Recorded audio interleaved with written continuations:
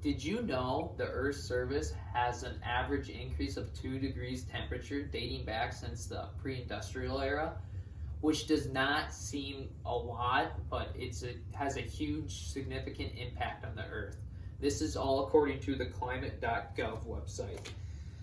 Today I will be going over what impact global warming has on the Earth, how global warming works, and what actions or steps we can do to prevent this from happening even more.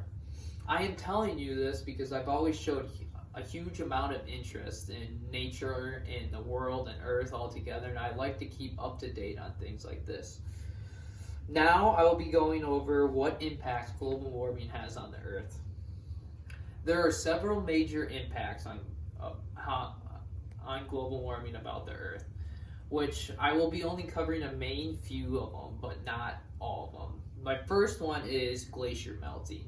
This causes unexpected rises of sea level and ocean level, which can cause huge floodings in areas which are not expected for them.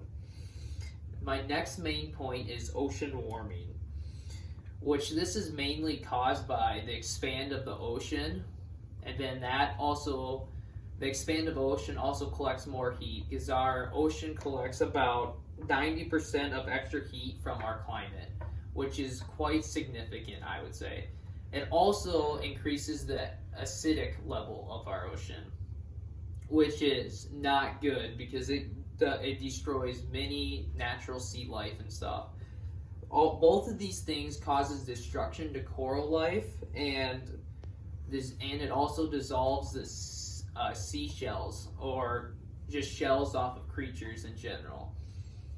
My next thing for this list is the threat to agriculture. So our agriculture system is run on a natural system. So like we plant at this time, we harvest at this month, and so on and so forth. Due to the heat rises or increases, this changes the weather pattern or the natural weather pattern, so it's harder to predict when to plant or when to harvest. This also makes it hard to predict when our water supply is going to be around for our plants.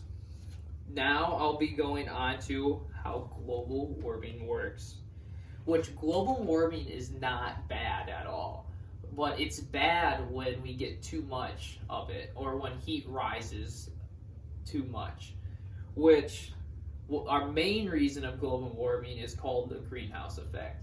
The greenhouse effect works by, there's this thing called the ozone layer on the Earth's surface. So it's like a sphere and then there's an extra layer, basically, which the sun's heat comes down through the ozone layer and bounces off the Earth's surface and comes back up, and it kind of gets trapped. So our ozone layer lets heat come in and doesn't let heat come out, or not a lot of heat come out.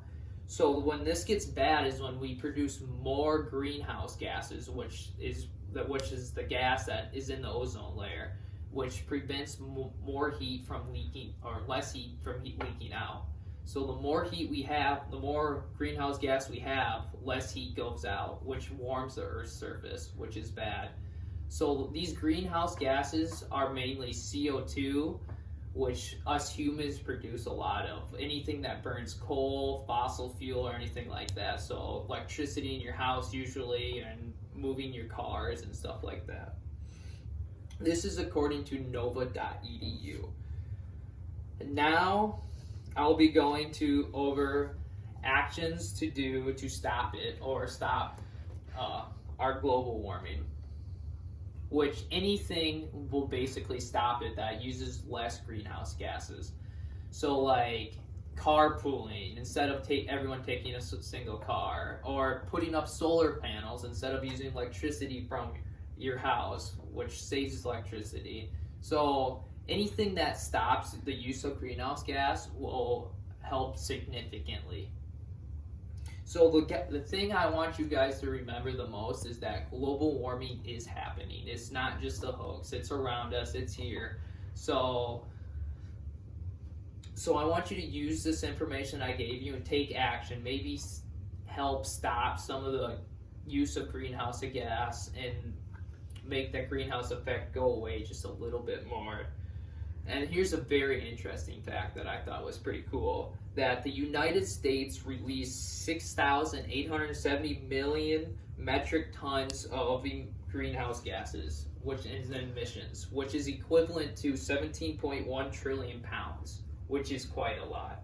And that's according to the EPA.gov.